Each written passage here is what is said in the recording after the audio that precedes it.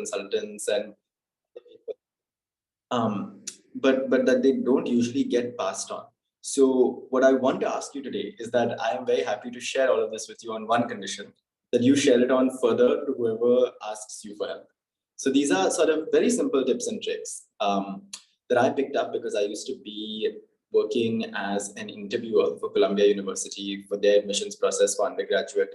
And then I was also working with one of these admissions companies, helping students write their SOPs. And now I also do some of that work for a couple of people here and there whenever time permits. So we're going to have a very simple session. I'm going to speak for around 15 to 20 minutes. Then we'll open it up completely for questions. And then you can ask any questions that you have.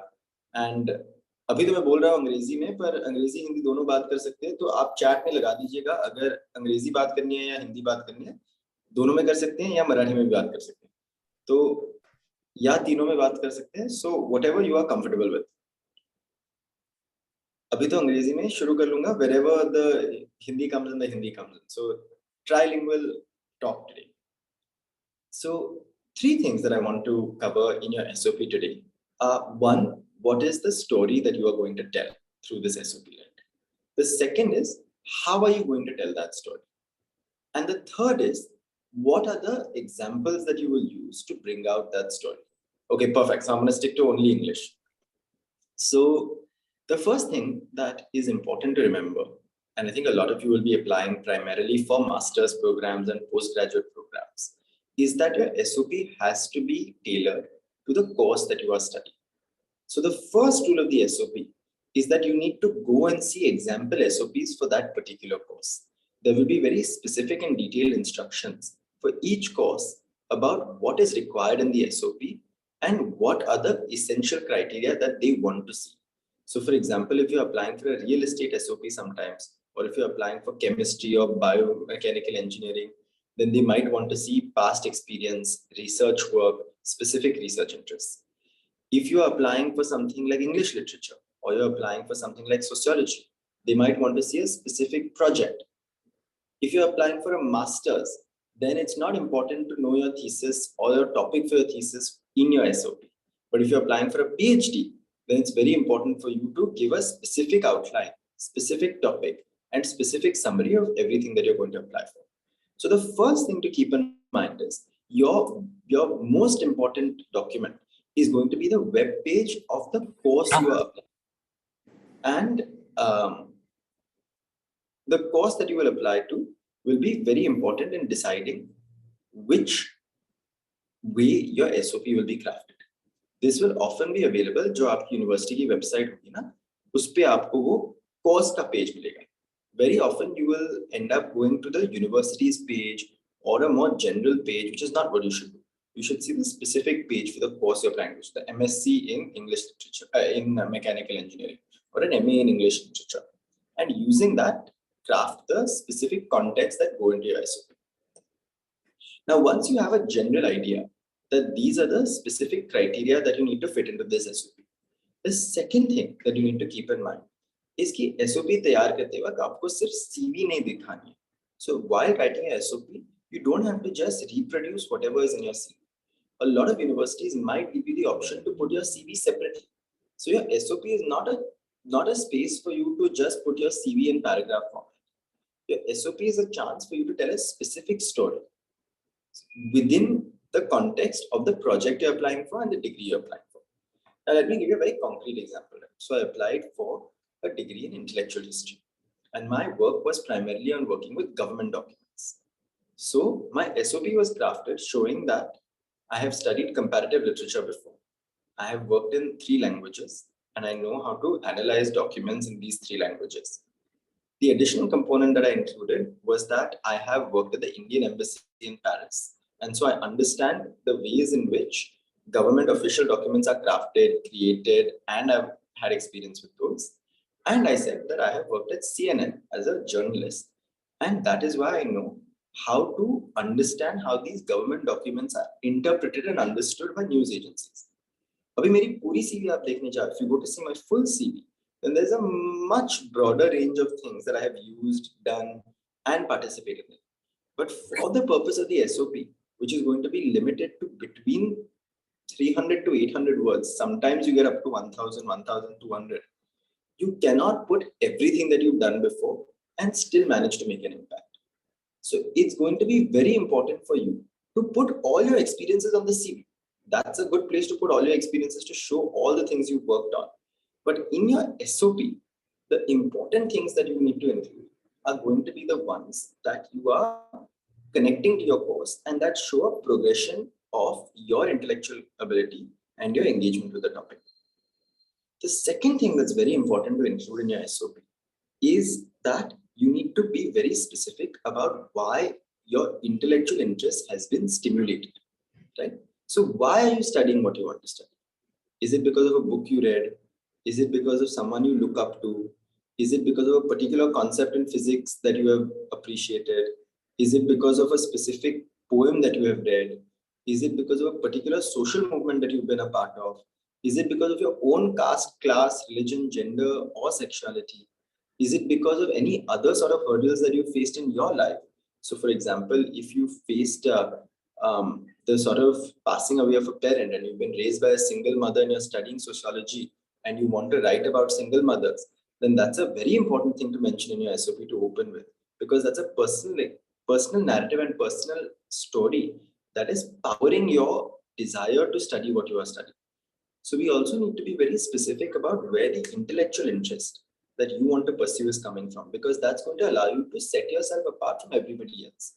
And remember, at the master's level, at a graduate school level, or at a higher education degree level, a lot of the motivation that has to come for the degree has to come from yourself, because it's not going to be like school. So school में आपके पास teacher थे जो आपको डांटते थे, you would get punished for not attending class वगैरह वगैरह. यहाँ नहीं है कुछ. So here you don't get punished for attending class, not attending class. Nobody is sitting on your head. If you don't submit it on time, you fail. So a lot of the motivation has to come from within. And so universities also really want to see that you're self-motivated from a place that will keep you driven, because it's going to be a very hard degree. It's not going to be easy. For the 2 years or 1 year that you are going to be studying, it's going to be a lot of work. You're going to spend a lot of hours. And for that, that motivation has to come from within. And if that motivation is coming from a place that you're truly passionate about, then the university is going to think you have a higher likelihood of succeeding. And therefore, there's a higher likelihood that they will accept you. The third and final thing that you need to include in your SOP is what are the plans that you want to continue your degree with, right? So what are you going to do after getting the degree?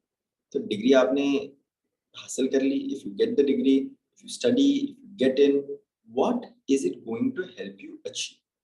For example, if you are studying development studies, then you can say that with this development studies degree, I will have the necessary skills required to go back to India or to go into the field of education and make transformational change. And you have to be very specific about what change it is that you want to make. It's very easy in an SOP to make very broad, generalized statements. You want to stick to something very specific. You want to say that because I have worked at the grassroots level, working at a government school in Maharashtra, I want to use my experiences as a school teacher or as an educator to go up one level and maybe work with the Department of Education in Maharashtra with a development studies degree. Once you made it that specific, it's a realizable goal. If you apply with your SOP and say, I have worked in a government school and now I want to completely transform education in the world, and one degree is not going to help you do that. And that also sounds like an unrealistic goal. You need to break down your larger goal, which is your ambition and your aspiration, into the smaller steps. And those smaller steps, the first or the second of those steps should be outlined in your SOP. So it also shows that why is it that you want to study abroad? Why is it that you want to get a degree from a university abroad? And how is it going to help you in your future plans? So now you have 3 important sets, right? One is, don't regurgitate your CV. Right? So CV regurgitate na karo, CV nahi dalo sirf. Put the specific work experience or academic experience that is relevant to your subject. Second thing is, put in personal experiences on the motivation that is making you study this degree.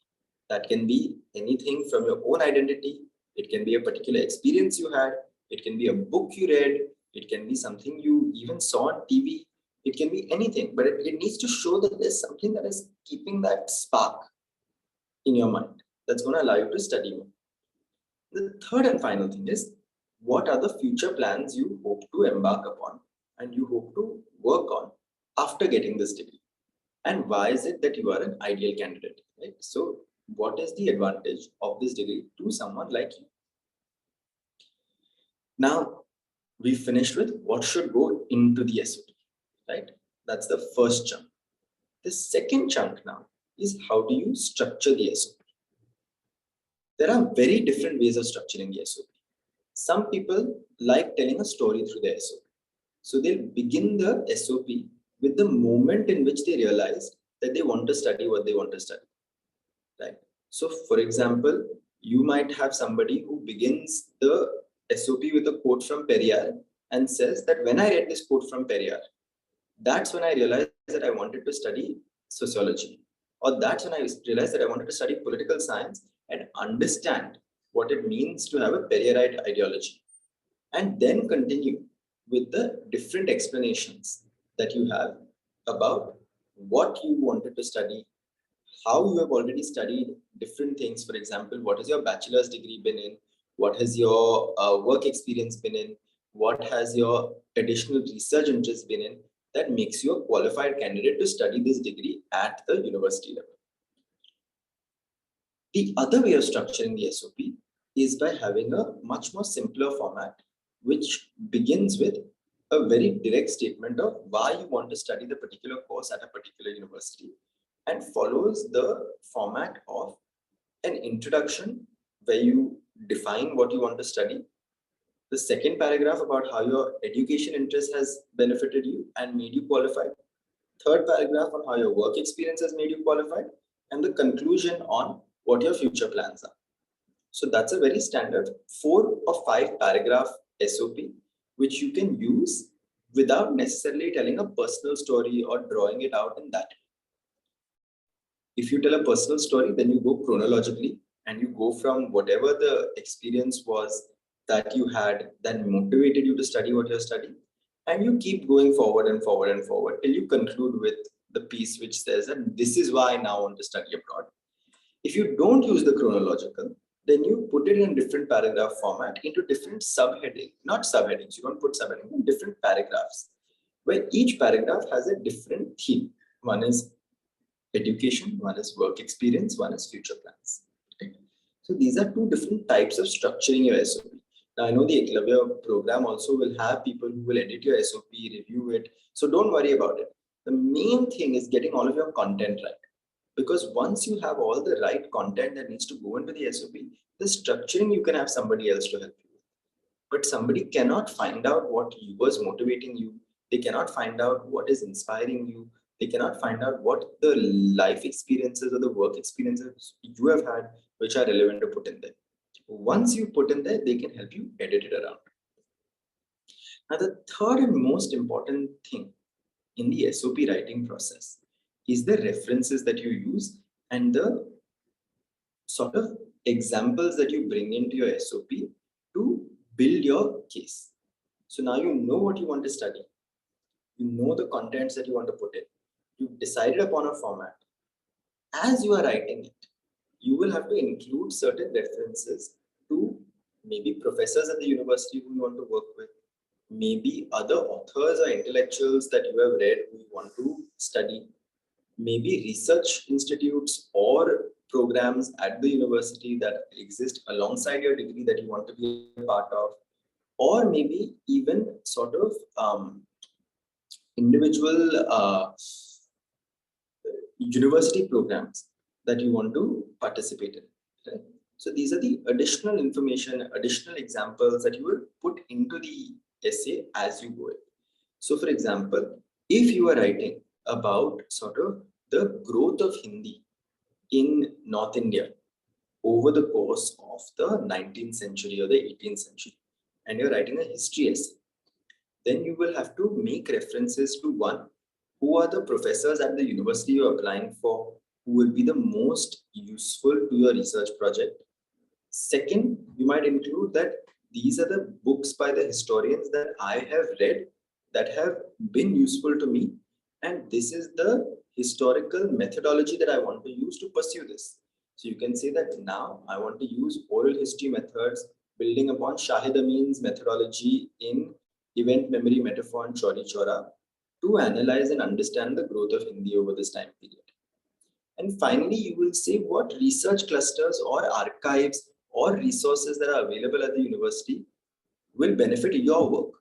Now, this is very important because a big question that often gets asked is why is someone from India applying to a university in the UK or the US when they can study what they want in their own country? And that's what admissions officers and professors will also be curious to know. One of the best ways to justify your desire to study abroad is to say that there are some materials that are only available at that library or that university. तो आप कह सकते हो कि अगर for example आप ये university के लिए अप्लाई कर रहे हो, यू अप्लाइंग टू ये यूनिवर्सिटी, तो वहां के लाइब्रेरी में एक पर्टिकुलर थिंकर के प्राइवेट पेपर्स रखे हुए. That's a very good example of how that university's collection, that university's facilities, that university's library will give you unique access to pursue your studies that you would not have had in other places. And that's exactly what universities are looking for as well, because it has to be a right fit. Finally, these references don't necessarily need to be something that is directly related to your work. If you are studying abroad, you can also say that you want to study things in a comparative context.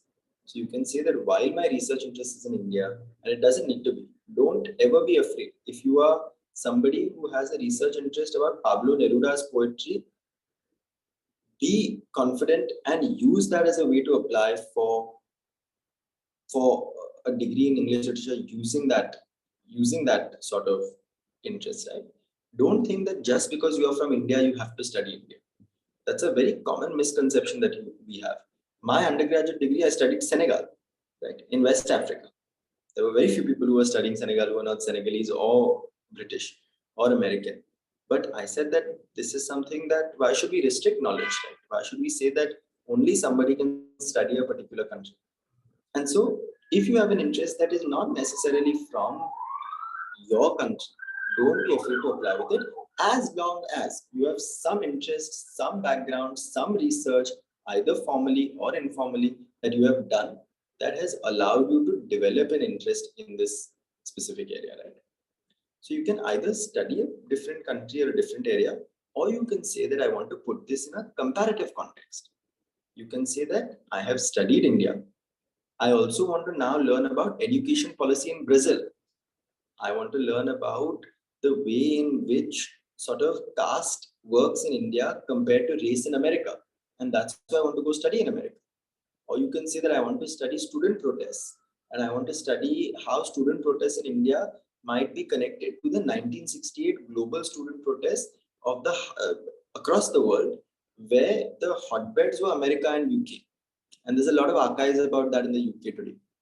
Or you can say that I want to study the migration of people from India to parts of East Africa as indentured laborers, and a lot of those records are now available in the UK.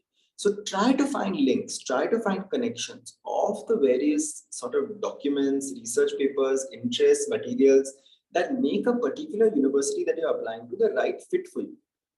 Don't get too taken aback or too interested by the big name of the university. Harvard might be the biggest name, but maybe Harvard is not the right university for you given your research interests. Maybe it's the University of Wisconsin, right? Because the professor over there is better, or the archives over there are better. So keep a broad interest, right? And keep a broad view of which universities you apply to, and don't just go by the big brand name. Now, there's a very good question that's asked in the chat. The question is, how do we find these resources at specific university? तो इसके लिए आपको दो चीजें करनी है. पहले Google. So put in your research interest. For example, student protest India, Oxford University.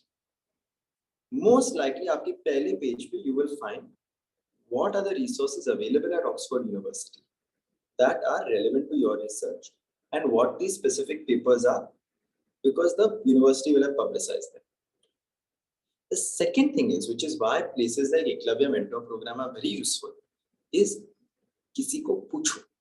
So ask somebody. So now you know that I go to Oxford University. If you're applying to history and I have gone to Oxford and you have an interest in history, then you should reach out to me and then ask कि आपने history पढ़ी है Oxford University पे, you have studied history, what do you think you can do at Oxford University within history? This is my specific research interest that I can't do in any other place. Or which are the professors that are useful to sort of work with at this place?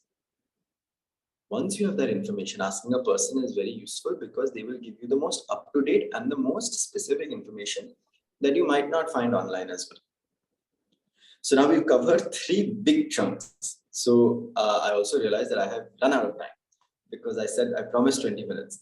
And the 3 chunks that I'm going to repeat for you are: 1, know what you have to put into your SOP. Don't make it a CV. Put specific work experience and educational experiences that fit the program and the specific project you want to work on. The second thing is, you want to be able to tell the story in a way that you are comfortable with, either in a narrative form or a straight 4 or 5 paragraph essay form where you divide it by theme, right? The third and final thing is, use the references that are important and include the references within these points that are going to allow you to tell the story in a very effective way that shows that you know what you're talking about and you've done enough research to apply to a particular university in a way that you know it's the best fit for you, and that the resources at that university are going to help you achieve your project and study your project in a way that very few other places will allow you to study. Now, on that note, I have finished talking a lot. So, Azhar, abhi kya karna hai? Aap mujhe bata dijiyega. If anyone has any questions, Azhar, if you want to start with any questions, or we can open up the floor to questions and we can take individual questions that you have, any difficulties you faced in your SOP process, and discuss them a little bit as well. Also, feel free to turn on your cameras now, etc. Also, I don't know what the because of low bandwidth, I switch off my camera. For anyone who wants to. But we will open our platform to everyone. Please, anyone have a question, they can ask directly, or some people have some voice issue or network issue, so they can put their question in chat box. We will take from there. So Mrudula, yes. Thank you for the floor. So I have one question. With respect to my so I've been like looking up universities and courses, and I've kind of like deviated a lot from my bachelor subject and my present day work experience, whatever work experience I have as of now, which was in litigation. I have like suddenly, because when I look back, I feel like there's more motivation to study one specific subject, that is epistemic injustice. And I was looking at some courses across. It's a very like a niche subject which like has a very interdisciplinary approach to it, right? So I was thinking education, MSc education at Oxford, for example, was a good course where I could justify my interests and sort of like bring in like a value, make my interest valuable to society. So but then now again, I don't have experience in education per se, right? I've never like been interested in pedagogical approaches to like knowledge and stuff like that. So I have only been a lawyer and also a researcher for some time, but like I was thinking like whether that would like, if this is a newer thing that I've sort of developed, and I think I got the word and access, like the language to understand what I was really looking for only about a year or two ago, when I came across that term, when I started looking up on some philosophers who written about it. So when it's something very niche like that and my work experience doesn't match it, how do that's probably why my SOP looks a little redundant right now, because I've put in whatever work experience I have, but that's not really that relevant to the subject that I am. Okay, so I'll give you two very specific examples, right? So there's now two options over here. One is you have to first make sure that you are eligible to apply for this course. There are going to be some courses that do not allow you to apply unless you have a bachelor's degree in that particular subject, in which case you look elsewhere. If the course allows you to apply without a bachelor's education wise, I think I'm fitting. I think I'm Perfect. fitting because I So have a then- B. Yeah. yeah, if you have Work the experience is my qualifications, major concern. work experience is rarely, if ever, a criteria for your application, right? So make sure that you are eligible to apply, that you have the minimum eligibility requirements, and then you have to work on your SOP. So once that number one hurdle is cleared, then the second way of crafting your SOP, when you are changing a field or you are changing a discipline, is to show that the skills that you come with are similar for the project you want to embark upon, right? So one is definitely any research experience you have is good because it's an MSc, which means it's a research focused masters, which means that those are skills that are going to be very useful for you in the practical carrying out of your degree, because there are two things that the university is looking for. One is your sort of aptitude, which is your physical ability to be able to continue this course and do all the requirements. So can you write a 15,000 word thesis? Are you qualified enough to do it? Have you done the research background enough to be able to write it in a way that you can cite it, etc., etc.? So that's a very basic ground, right? Once you have that, you can justify that using your previous experiences. The second thing is where your interest and your work experiences align with this particular field that you are choosing. Now, I think in this way, it's very useful to use that inspiration moment as a way to craft your SOP and say that you were working as a lawyer or you were working in all of these fields and you read this thing 1 year ago, which made you realize that this is a very specific interest that you are passionate about. Then you continue doing your work on it and use that moment of interest. Use that way in which your law background was not enough to allow you to answer the questions that you wanted to answer, pursue the projects that you wanted to pursue as a way to structure SOP. Right? So use that moment of realization to say exactly why you pivoted. And that becomes the interest. And then don't worry about whether you have the necessary background or the skill to pursue a project with the specific work experience in that field. That's not going to be as important. Is that helpful? Yeah, that is. Thank you so much. Yeah. So I would say craft it around that moment of realization. There is one question, sorry, two questions in chat box. So Achha. Oh, let me I'll just check. Okay. So one about how to find resources I mentioned in the when I spoke as well. So the one is Google search. Second is reach out to people who are doing that course at that university. Second thing is how important is it to reach out to professors at university before applying? Most colleges for a master's degree will tell you not to reach out to professors because that will not help your case. So in those circumstances, check the website for the program and decide whether or not to reach out to a professor. If you do decide to reach out to a professor, reach out to them well in advance. If the deadline is 1st January, you cannot reach out to a professor in December or even in November. You need to reach out a couple of months in advance so that they have enough time to sort of respond to you and you can continue a real conversation instead of one email exchange. If you are applying for a degree that is a primarily vocational degree like an LLM, then it does not make sense to reach out to the professor because your professors will be several. Individual professors don't matter as much in an LLM, right? Because unless it's a LLM by research and it's only working with a supervisor, right?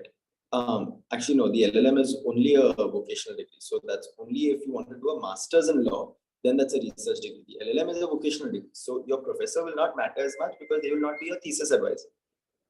The only place where reaching out to a professor is very useful before is when you're applying for a PhD.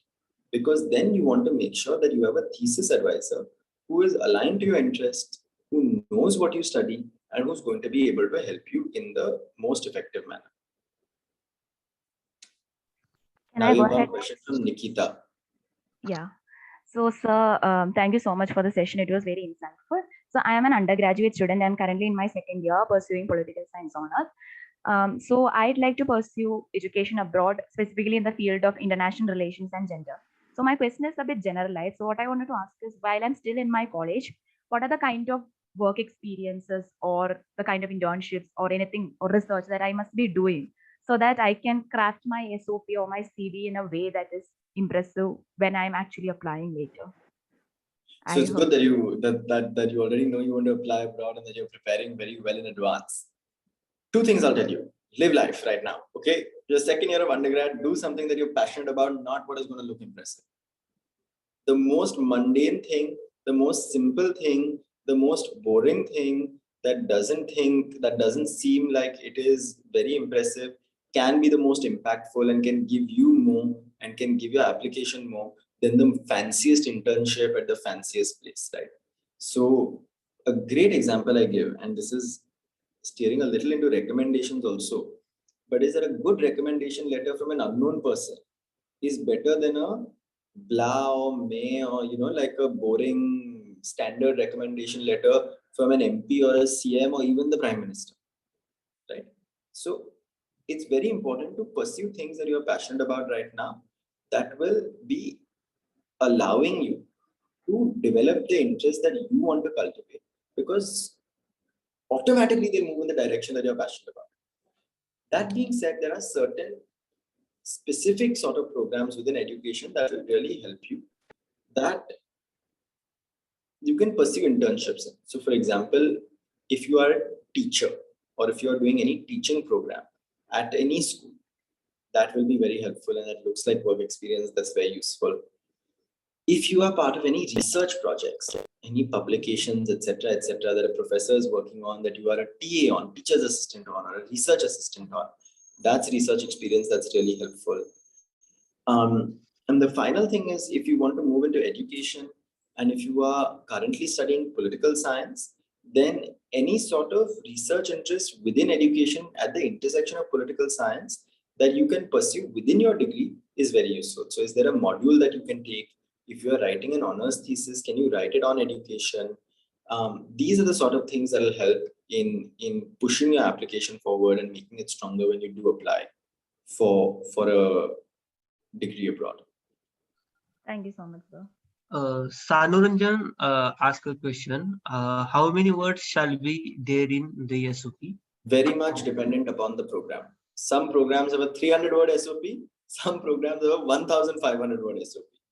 So when you are applying, every course will have a different requirement and you will not be able to use the same SOP for most courses. So keep that in mind. Get a Google Doc or a Word document open. Put all the SOPs down. Put all their word limits down. And then start thinking about how you will make a story that fits.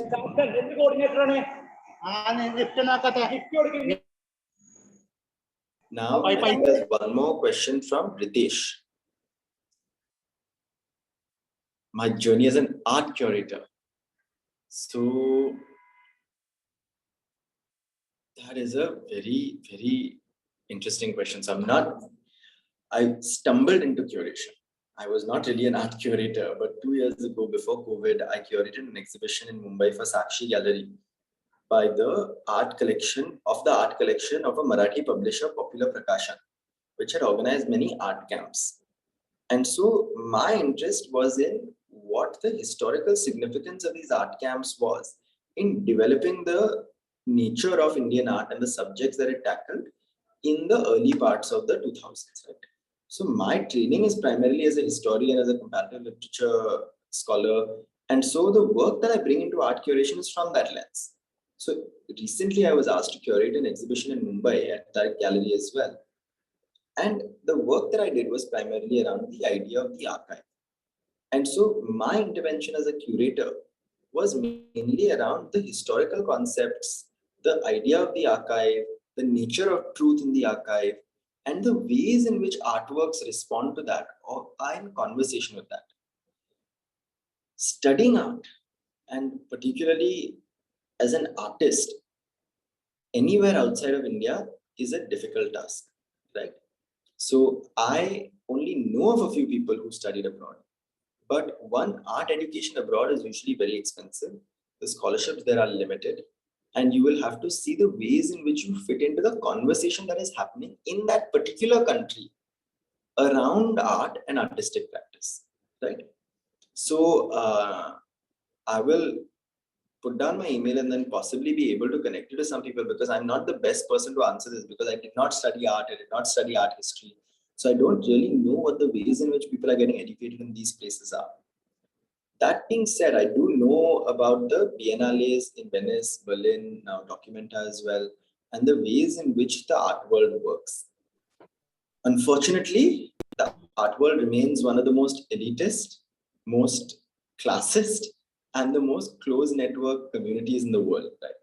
So very often, the art world functions in ways where you are only invited to participate as an artist or a curator, or in other ways, if you already know somebody, or if you already come from a certain social or economic background, or if you've gotten the right connections at the right places.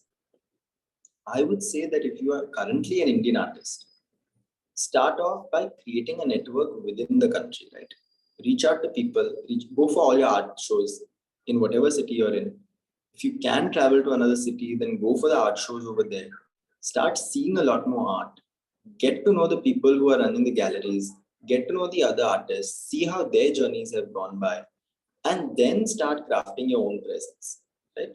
So it's a much longer process, but I think the specifics of it are very dependent upon the nature of your artwork, the ways in which you want to take it forward, because there's no one size fits all, unlike a lot of the other subjects.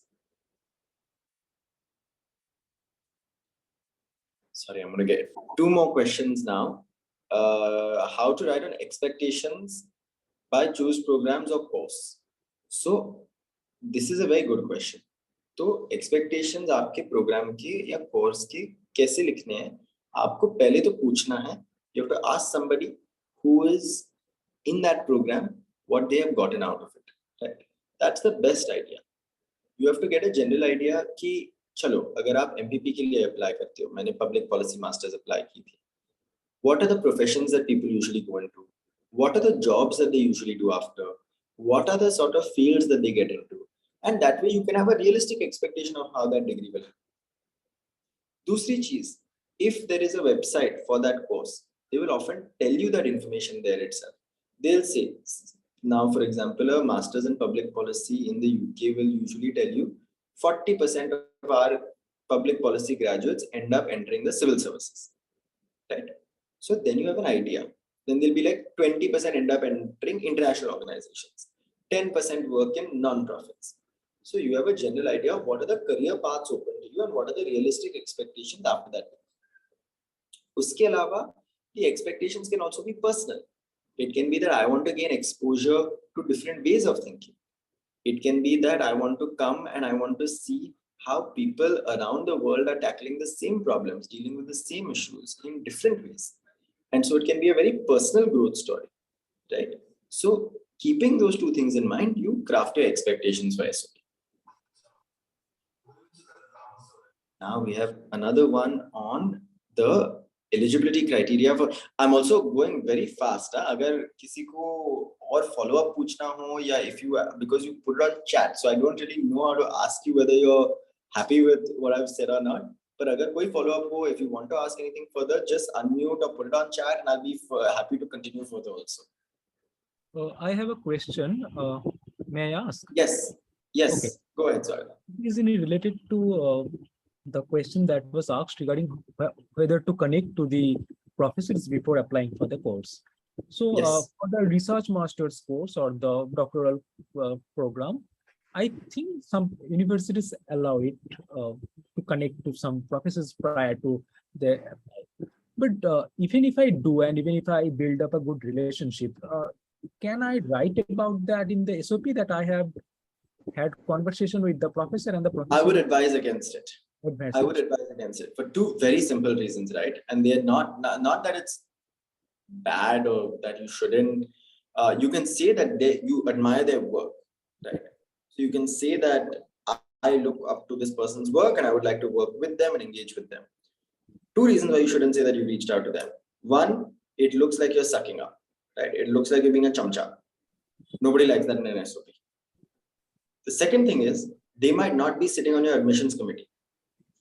And if there's somebody on the admissions committee who has some personal disagreement with them, they don't get along well together, they don't like each other, then that dislike for that person is going to reflect upon their dislike for you, and that might cost you your application. So say that you like the program, say that you like the person's work, say that you want to work with that person, but unnecessarily mentioning that you had a long conversation or rapport with them is not advisable at all. Okay. Om Prakash asking, do interviews are among selection criteria apart from SOP, especially in Blavatnik and LSC for MPP? So interviews depends. तो मुझे interview नहीं करना पड़ा MPP के लिए, मेरे दोस्त को करना पड़ा. Both have the same background. She studied South Asian studies and masters before doing MPP. I studied intellectual history. Nobody knows why some people are asked for interviews, some people are not asked for interviews. So interviews are sometimes a part of the selection process. For some degrees, they are a compulsory part. So some courses, some universities, they will be a compulsory part. In which case you have to prepare for the interview by reading up on your particular discipline, reading up upon the various things that you've said in your SOP, and everything in your CV. So interviews are not necessarily a part of the selection process. They can be sometimes a part, they can sometimes not be the part, and the university will tell you. But also don't worry, because the university will always give you information about how long the interview will be for, what questions are likely to be asked during the interview, and what are the various preparations that you might need to do. They might also attach a sort of helpful guide to the interviews. So there's usually ways in which the university supports you in the interview process, because interviews can be very different depending upon the university. If you don't get any of this support, then reach out to somebody from that university who's done that course, who may have also done that interview, and they might be able to guide you through the process. But again, it's not usually a very difficult process. The interview is not supposed to be a very challenging or a very purposely difficult place. It's supposed to see your interest, gauge your interest, understand what you're passionate about and why you're passionate about something, and use that to factor in your application.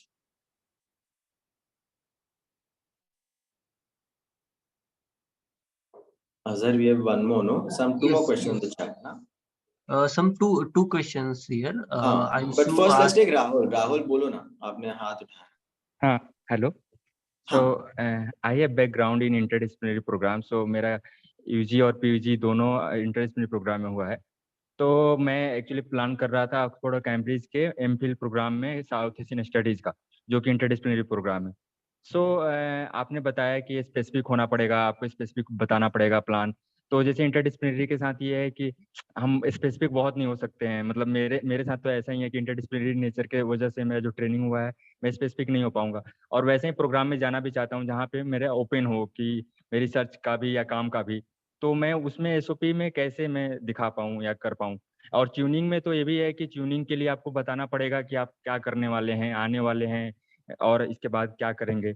तो इस case में क्या करूं मैं? तो again right, आपको बताना नहीं है स्पेसिफिक तरीके से कि आपको एग्जैक्टली क्या पढ़ाई करनी है, और वो आपने जो लिखी है वही आपको करनी पड़ेगी, राइट? तो आप आपके इंटरेस्ट लिखिए ना. So tell me what you are interested in. आपके ब्रॉड रिसर्च इंटरेस्ट होंगे तो आपको शायद एजुकेशन में काम करना होगा, शायद आपको सोशल कोहेजन या सोशल सॉर्ट ऑफ स्टेबिलिटी में काम करना होगा, या कम्युनल हार्मनी, रिलीजियस हार्मनी में काम करना होगा, शायद MPP लेके आपको इकोनॉमिक पॉलिसी में काम करना होगा, शायद आपको कल्चरल पॉलिसी में काम करना होगा. ये सभी इंटरडिसिप्लिनरी है ना. मैंने भी कंपैरेटिव लिटरेचर किया, very interdisciplinary.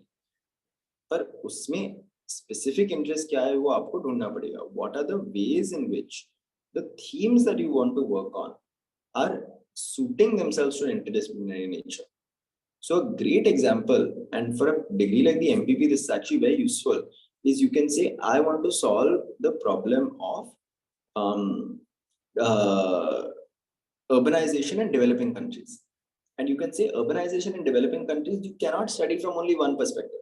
If I study it from sociology only, or only from psychology, or only from economics, or only from political science, I don't get a full picture. If I want to study urbanization in developing countries, I need to be in an interdisciplinary program. And that's how it will allow me to get a grounding in the ways in which I want to make a difference. Places like the MPP are also generalist programs, right? So in that case, you might not have a specific area of interest that you want to enter into. But then it's important for you to say what the skills you will pick up in the MPP are. So then your focus needs to be, do you want to learn how to become a better public speaker? Do you want to learn how to become a better drafter of policy? Do you want to learn how to become a better negotiator? Do you want to learn how to sort of work at international organizations or in sort of international diplomacy? So the particular skill sets that you want to pick up will become the grounds for your SOP. For the evening, they do require you to mention what you will do after. So my advice generally is that your application is stronger when you are specific about what you want to do after. And it can be something that is related to your interest, right? You can say, I want to work in, I think my biggest strength lies in people management. I want to work for any organization that requires the managing of large teams on projects. It can be something that is around drafting of policy, and you can say that I want to really work at a policy organization or a think tank, right? Is that helpful? Yes, yes. So I was asking about the South Asian studies. So it is more interdisciplinary in nature, like जो Oxford और Cambridge का है वो interdisciplinary nature का programme है. तो so I was looking for that क्योंकि मेरा जो पास्ट रहा है तो उससे रिलेट कर पाऊंगा, इसलिए पब्लिक पॉलिसी हाँ, में शायद. तो उसमें वापस इंटरडिसिप्लिनरी प्रोग्राम में आपको बताना पड़ेगा कि आपको कौन से एरियाज में इंटरेस्ट है और वो प्रोग्राम आपको क्या दिला सकता है. सो वो आप अगर फोकस करोगे तो then interdisciplinary background will not be a problem. And वो एक चीज और था, जैसे कि मैं जो एमपीपी किए हैं बाहर से, मैं उनसे बात कर रहा था तो बहुत सारे लोगों ने बोला कि एमपीपी में मोस्टली जिनका इकोनॉमिक्स बैकग्राउंड है वो जाते हैं. तो इस पे मतलब क्या मैं अप्लाई करूं या ना करूं? नहीं, ये तो बिल्कुल गलत है, क्योंकि मैंने अभी तो एमपीपी किया है, अभी मेरा खत्म हुआ है एमपीपी. हमारे एमपीपी में लॉयर्स भी थे, इकोनॉमिस्ट भी थे, हिस्टोरियंस भी थे, लिटरेचर बैकग्राउंड वाले थे, जिन्होंने इंजीनियरिंग किया था इंजीनियरिंग बैकग्राउंड वाले थे. तो बैकग्राउंड्स बहुत लोग, डेंटिस्ट थे हमारे एमपीपी में, डॉक्टर्स थे. तो ये ऐसा बिल्कुल नहीं है कि एमपीपी करने वाले सिर्फ इकोनॉमिक्स करते हैं. कुछ प्रोग्राम्स हो सकते हैं कुछ यूनिवर्सिटीज में जो ज्यादा क्वांटिटेटिव फोकस्ड हो, ज्यादा इकोनॉमिक्स फोकस्ड हो, पर सभी जगह इट्स नॉट नेसेसरी कि एमपीपी में आपको सिर्फ इकोनॉमिक्स करना पड़ेगा. Thank you. Okay.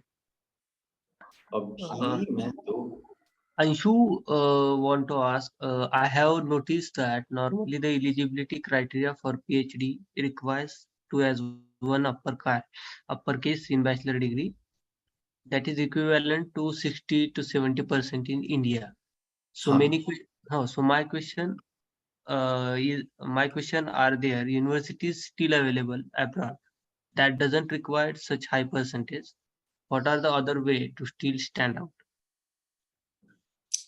See, if the criteria is that the minimum qualification you need is a 2.121 at your undergrad bachelor's degree, then that's a minimum eligibility criteria. In the UK, that's very strict. They will not even read your application if you don't meet that criteria.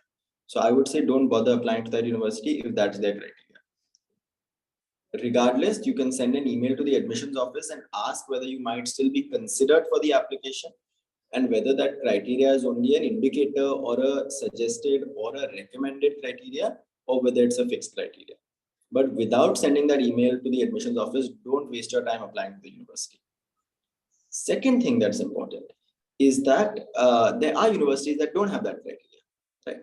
So you'll have to go through the list. They might not be as prestigious as the ones you're applying to. Now, Oxford might not give you the chance to do this, but maybe University of Nottingham might.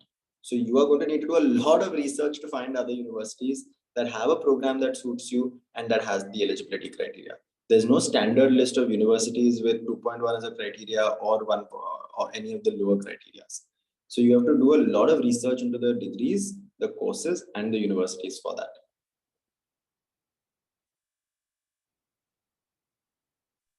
Ravindra raised his hand. Marks के related जो eligibility criteria बोला sir आपने, वो Indian context में कितने percentage होने चाहिए under graduate के लिए? वो परसेंटेजेस कोई फिक्स नहीं होते, आपको हर डिग्री के कोर्स पेज पे जाके देखना पड़ेगा उनकी क्राइटेरिया क्या है. There is no standard criteria even within the university. Oxford के एक डिग्री के लिए आपको मिनिमम 80% लगता है, दूसरी डिग्री के लिए मिनिमम 60% लगता है. मे sometimes in the same department. 2.1 आपने बोला था, तो उसको इंडियन कॉन्टेक्स्ट में हम कितने परसेंट में ले सकते हैं? वो आपको कन्वर्ट करना पड़ेगा, तो आपको आपकी यूनिवर्सिटी डालनी पड़ेगी. I think it's 60 to 70% in India, जो अंशु ने भी डाला है. पर अगर आप गूगल करोगे कन्वर्ट 2.1 टू इंडियन क्वालिफिकेशन, वो आपको कन्वर्जन दे देंगे. Usually at most universities that take international students, वो आपको स्पेसिफिक इंटरनेशनल क्राइटेरिया भी देंगे. तो फॉर एग्जांपल ऑक्सफोर्ड में वो क्राइटेरिया आपको इंडियन एजुकेशन सिस्टम के लिए भी सेपरेट पेज पे अंडर इंटरनेशनल एडमिशंस क्राइटेरिया एक कन्वर्जन स्केल दे देंगे. और अगर आप इंडिया चूज करते हो तो आपको डिफरेंट एजुकेशन सिस्टम्स के मुताबिक उसकी क्राइटेरिया वो लगा के देंगे. Okay sir, thank you. Eknath Wag also raised his hand. Hello, Anish, Eknath here. Yes, tell me, Eknath. Yeah. My question is how to draft an answer if I have one master's here and I'm applying for another master's abroad. Are you still pursuing your master's? Are you in the first year of your master's? I have completed my master's. So then there's no problem. Mention that you've done a master's. Sorry. I think what's important to mention is, are you doing it in the same subject? Yes. I'm doing it in the same subject. That's a little difficult question, because then the question that they will ask you is, why are you not doing a PhD? Why will you do a second master's in the same subject that you have done the first master's in? No, the master's I have done here was so general about the content. I have done my master's in education. So okay. Yeah, when I was looking for the courses abroad, they have specific courses. Like if you look for Oxford, they have a specific course about higher education. And so then that's completely fine. Then in fact, I think it helps you, right? You can say that I already have a master's in education. The reason I want to do another master's is because I think it's more specific. And these are the ways in which my first master's has prepared me academically to be able to pursue a rigorous degree at whatever university that you want to apply to, and make that argument. So just as you would say the bachelor's degree, the same way you add the master's degree. Okay, thank you, Anish. Of course. Huvi Thilu have also a question. He asked, is there a course on peace/conflict studies in Oxford? In bracket, it sounds like lazy question. Sorry, but I have been trying to search but cannot find specific ones. My academic records are average at best. So considering that Oxford is what is it, will my work experience and future plans compensate my weak academic records? So again, right, there is no peace and conflict masters at Oxford. The closest that you might be able to get is at the Department for International Development. So international development will possibly have programs that will allow you to study peace and conflict studies in a similar-ish way to other universities that have peace and conflict studies. But I would say Oxford is not the best place for you to do this degree. So maybe look elsewhere. The other thing is that, again, right, if your academic records are below the minimum that is required for that course, then they will not consider your degree. They will not consider your application. No matter how strong your work experience is, no matter how strong your other sort of background is. So keep that in mind very much for a university like Oxford. It's not the case in a similar way for the US. The US will still consider it and give more importance to your work experience and other background. But if there is a specific requirement that is there at a university, write to the university's admissions office, or more specifically to the course and the department's admissions office to ask whether your qualifications will be considered or not, and don't apply before that. But Department for International Development at Oxford might be a good fit for what you are looking for.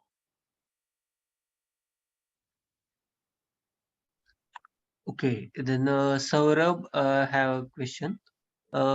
What if we didn't fit in the grade percentage criteria? Is there any mechanism to get admission on the basis of the same question, on the basis of experience, oblique work? Is there any exception to percentage conditions? So Really depends upon the university and the course. Some universities and courses will grant an exception, some will not. Again, like I said earlier as well, write to the admissions office of the department or the course, and they will be able to give you an answer on that. Sometimes they will be able to give you an exception, sometimes they will not be able to give you an exception. In that case, look for other universities that don't have that higher criteria, right? So they might have more scholarship or funding opportunities available as well. So don't be fixed on certain universities because of their sort of prestige or brand. And if your marks are not good enough for those universities currently, then maybe consider the fact that you might be able to do a master's first, and then for a PhD, you might be able to go to the university that you want to get to, right? And that you might have the marks. It's better to go to a university and then do really well, and then get a very good grade that can be used for your further education, than to apply and not get in because your grades have not fit in the criteria that currently exists for that university. So for the exceptions, you have to write to every individual course and the admissions team for that course, particularly for the UK.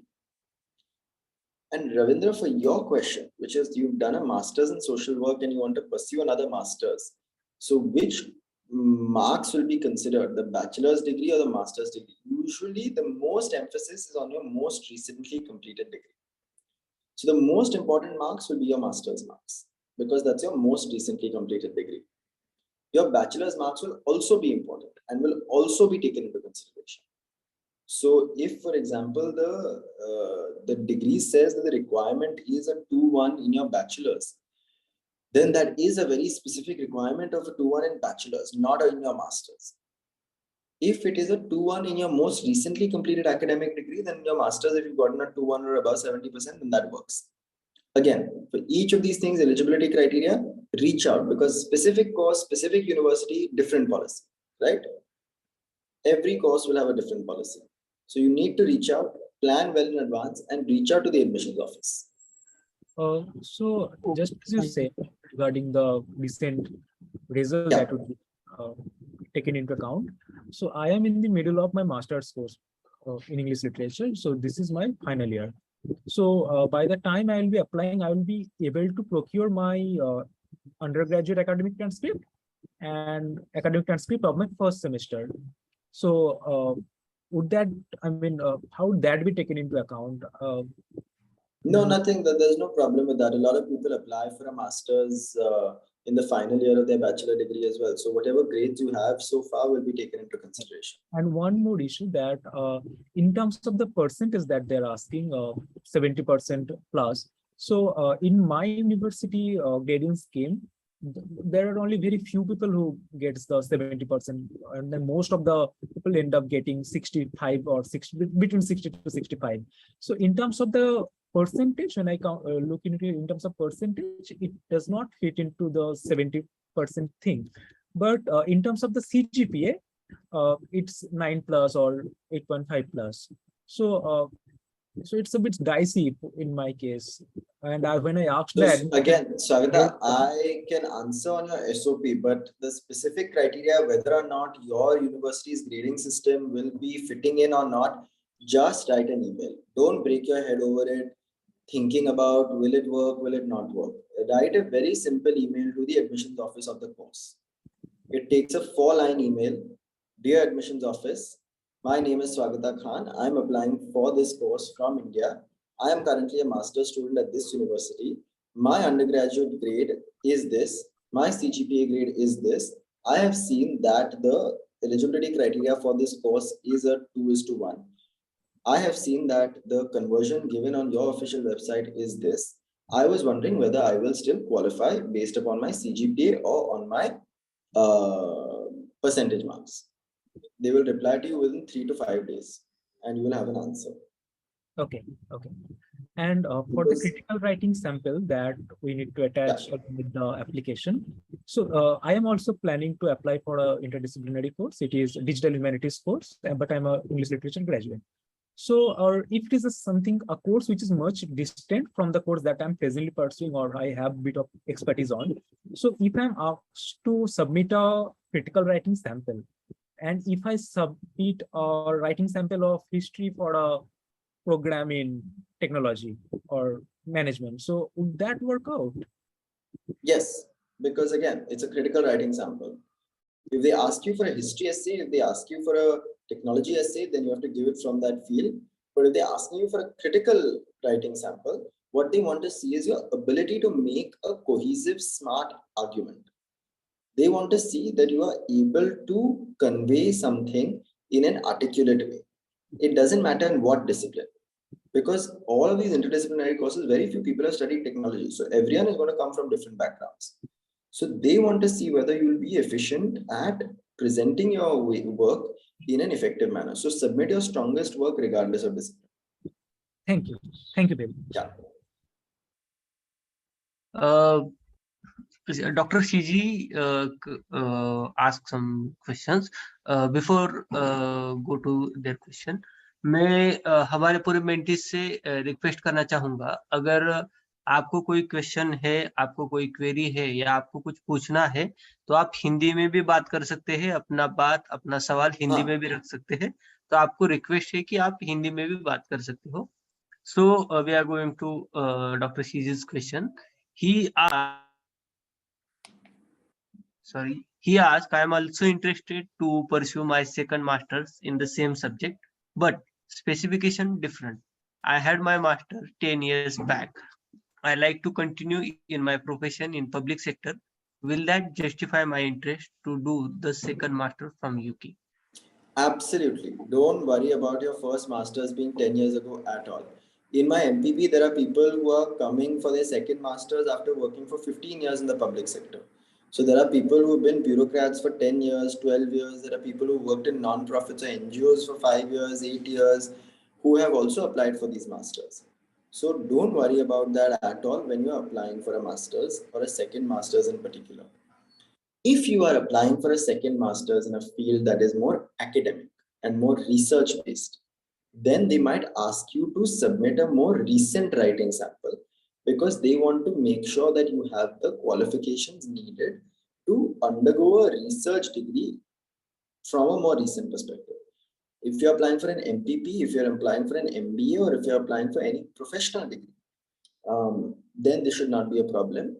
If you're applying for any research degree, they might have additional qualifications or criterias or requirements that you need to fulfill.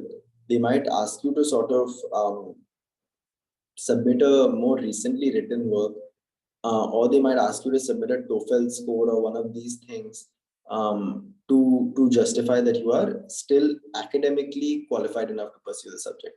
But 10 years, no problem at all. I hope that helps. Yes. Now I have a question.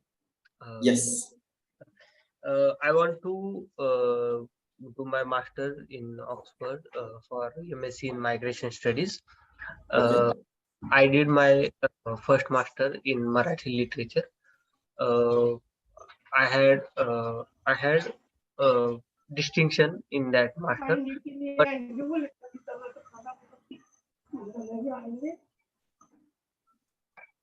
someone is unmute, so please mute yourself. Sorry. I want to do my master in Oxford for migration studies, MSc in migration studies. I had a distinction in my post-graduation degree, but I had very lower higher second class in bachelor degree in BSc, and I had experience with 5 years in migration field. So as per university's guideline on the website, they also wants some experience in migration field, but they want same as strong higher upper class degree. So can I think about Oxford or any other? So again, like I said, right, Azhar, I think the best way to do this is write to the migration studies department, give them the grades that you have for both those courses, and then ask them whether or not they will consider your application. If they say that, for example, there is a requirement for this grade, then I would suggest that it is not worthy to apply. If they say that it is a preference for this grade, then I would say it's worth it to apply given your experience and given your additional sort of masters with a distinction. Like I told Swagata as well, 4-line email, send it off. Otherwise, you're going to keep thinking about it again and again, the same thing again and again, whether you qualify or not. And I can't tell you, nobody else can tell you except the admissions office for that course.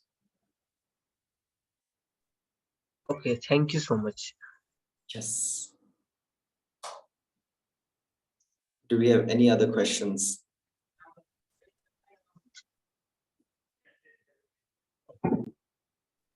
कोई और सवाल हो तो भी आप पूछ सकते हो.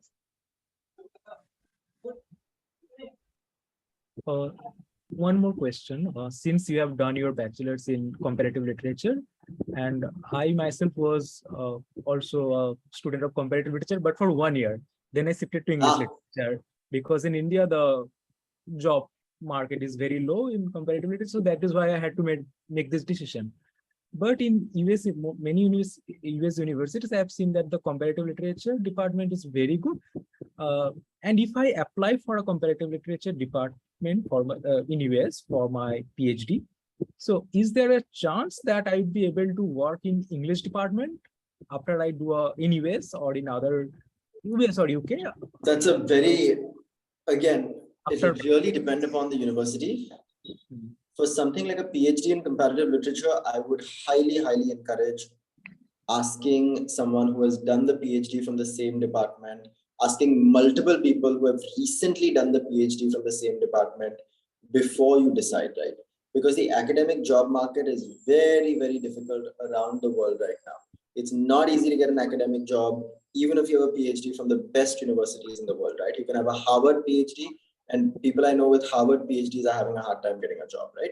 Yes. So definitely, if you want to work in the English department, then you're going to have to ask people of that particular university's particular PhD program what their job prospects have been like 2 to 3 years after graduation, primarily those who have graduated recently.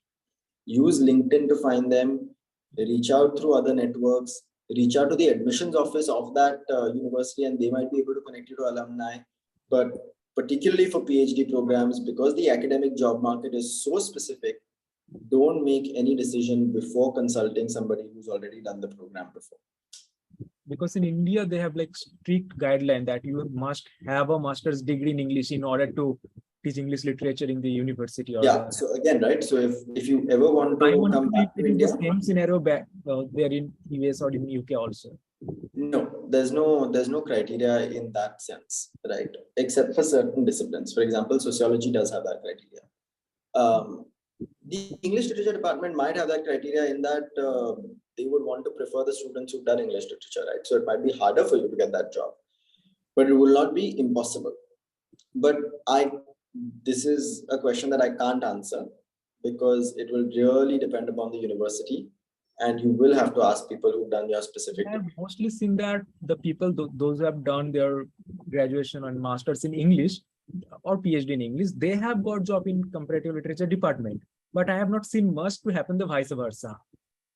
Exactly. So I don't know. In your university, like Vivek is a English literature graduate from University of Calcutta, but currently she's teaching it Columbia University comparative literature Well, diploma? I mean, there's a lot of universities that don't have comparative literature as a PhD. Columbia doesn't have a PhD in comparative literature, for example. So you can't do a comparative literature PhD, right? So in many ways, comparative literature is also a methodology more than a field, right? So most of the professors working in comparative literature, there are history professors, English lit professors, uh, uh, across the humanities, right? There are like German professors, philosophy professors, all working on comparative literature. So comparative literature is a very different discipline in and of itself. So be very careful while getting a comparative literature PhD, because even the top places for comparative literature don't offer a comparative literature PhD. Specifically because the job market is very discipline defined, and it will be much harder for you to get a job in a particular discipline if you have a broad generalist degree like comparative literature. But again, ask people who've done this degree before. Thank you. Yes.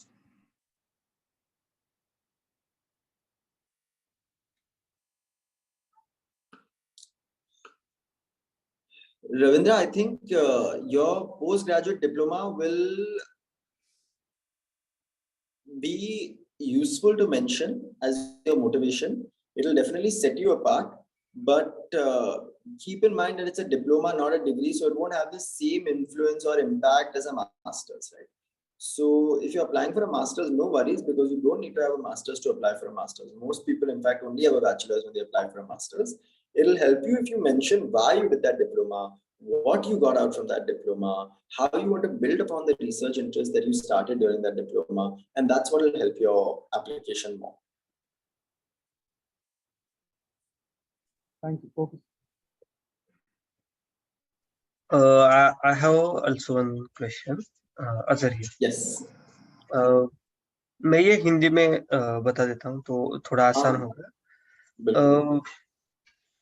मैंने जहाँ पे जो migration का SOP related question है, मैंने जहाँ पे migration का काम किया वहाँ पे एक टीम थी, तो एक टीम के तहत हम लोगों ने एक माइग्रेंट फ्रेंडली विलेज का पॉलिसी ड्राफ्ट किया था और वहां तक काम ले गए हम सब लोग.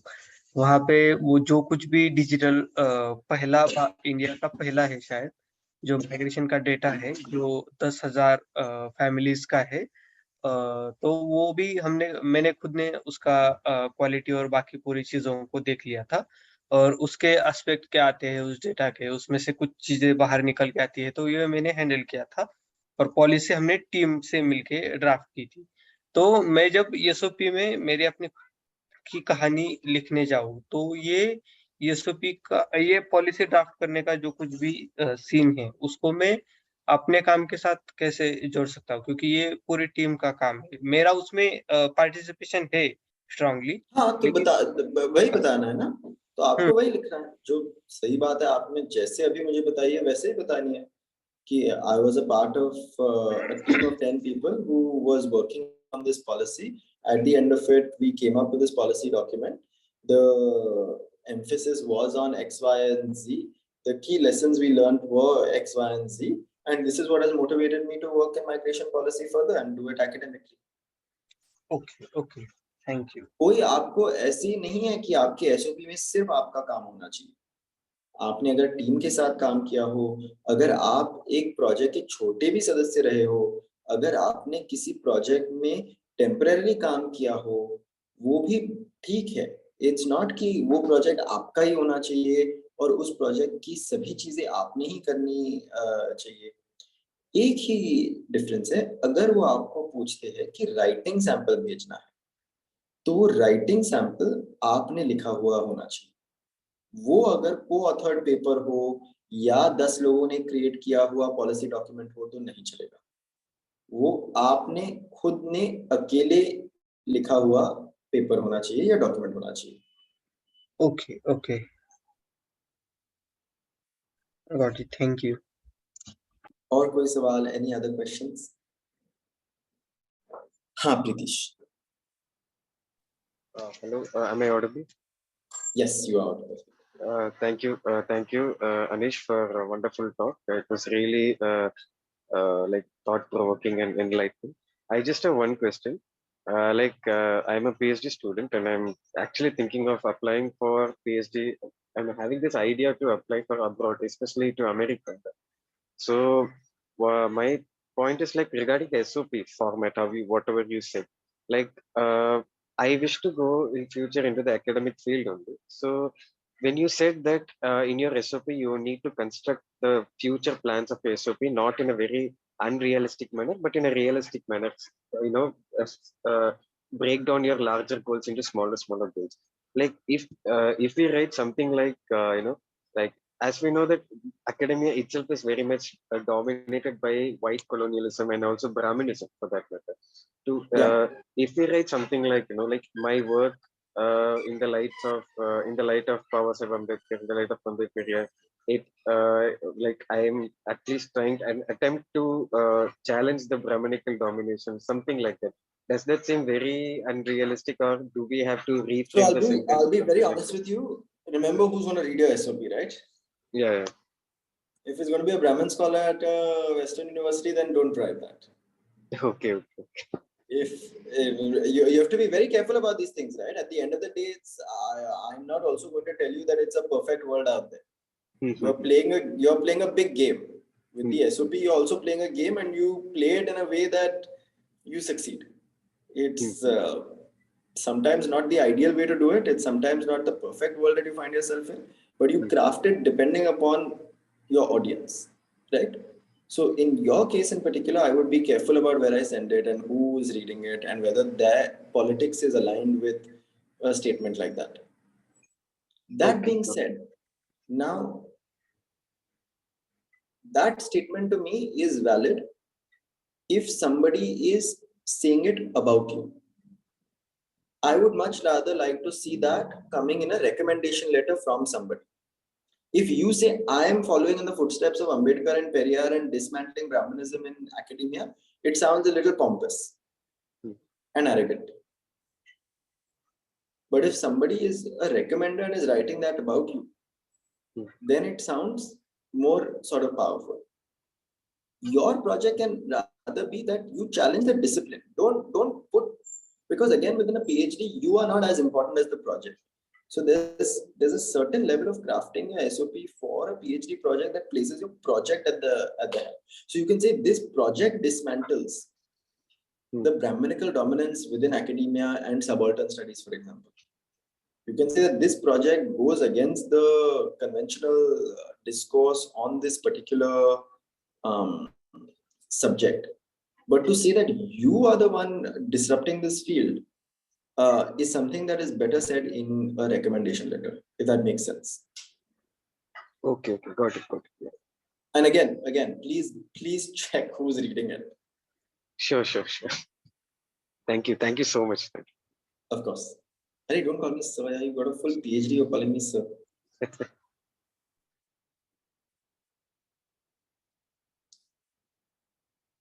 Or koi sawal, any other questions? I might have to leave in 5 minutes because I've just gotten notice of another call that's also coming up. Yes, Is that yes, okay, yes. Azhar? Yes, Chalega? yes. It is okay. Perfectly okay. But agar nahi और है 5-10 minutes, don't worry. If anyone has any last questions to ask. Someone have a question, we will go to last 2 or maximum 3 questions. So if there is no question, we will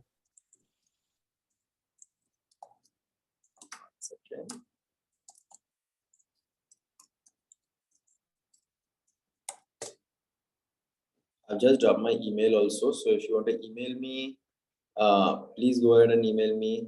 If you have any problem of SOP related, you can send me an email. I will give you a warning that this next 6 months, I am completely slammed, which means that I will probably not have the time to review your individual SOP. If it's a small question, a short question, I can direct you towards the answers. But reading and reviewing SOPs, unfortunately, I do not have the time. So I'm going to apologize to you in advance to say that I will not be able to read and review or edit your SOPs. But the lovely team at the Eklavya Global Scholars Program, there's more than enough qualified people to do that. So don't worry about that, and they'll definitely be able to take you forward on that front. So अगर कोई सवाल नहीं है तो मैं ये मानता हूँ कि हमें यही हम रुकते हैं। अगर एक लास्ट रिक्वेस्ट, अगर कोई सवाल हो तो आप पूछ सकते हो। One last request, is anyone have any question? So okay, so Perfect.